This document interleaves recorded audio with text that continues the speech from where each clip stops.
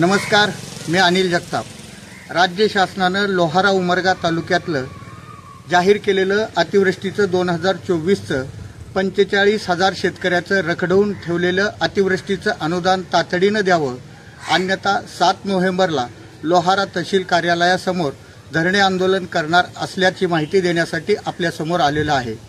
जसं की आपल्या सर्वांना माहिती आहे, गेल्या वर्षी लोहारा उमरगा तालुक्यात अतिवृष्टीनं नुकसान झाल्यानंतर एक वर्षभर प्रस्ताव रखडवून ठेवल्यानंतर धरणे आंदोलन रस्ता रोकोचे मार्ग अवलंबल्यानंतर राज्य शासनानं एक वर्षाच्या प्रतीक्षेनंतर 6 ऑगस्ट 2025ला या संदर्भात शासन निर्णय काढला आणि लोहारा उमरगा तालुक्यातल्या 79,880 शेतकऱ्यांना 86,46,34,000 रुपयाचं अनुदान मंजूर केलं होतं।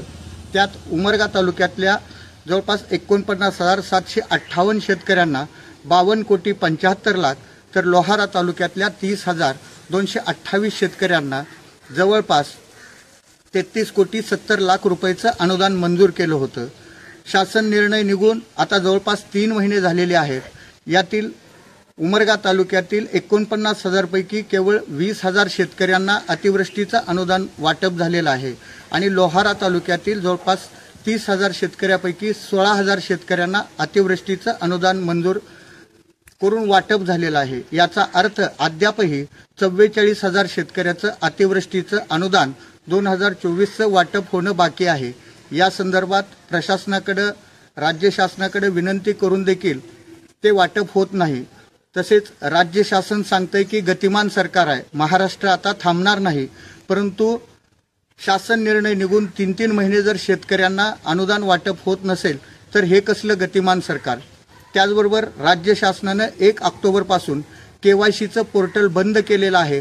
त्यात स्पष्टता नाही केवायसी करायची की ॲग्रिस्टिकद्वारे पडेल, याबाबतही कोणी बोलायला तयार नाही आणि म्हणून राज्य शासनाच्या या कृतीविरुद्ध 6 नोव्हेंबरपर्यंत जर राज्य शासनानं या 44,000 शेतकऱ्याचं अतिवृष्टीचं अनुदान नाही टाकलं तर 7 नोव्हेंबरला लोहारा तहसील कार्यालयासमोर शेतकऱ्यांना सोबत घेऊन आपण धरणे आंदोलन करणार आहोत। या संदर्भात माननीय मुख्यमंत्र्यांना सकाळीच मेल केलेला आहे। उद्या माननीय उपविभागीय अधिकारी उमरगा तसेच पोलीस प्रशासनाला रीतसर निवेदन देण्यात येणार आहे।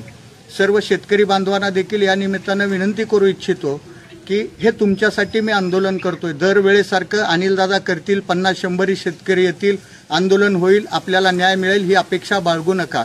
आता राज्य शासनावर दबाव टाकल्याशिवाय तुम्हाला तुमच्या हक्काचं अनुदान मिळणार नाही।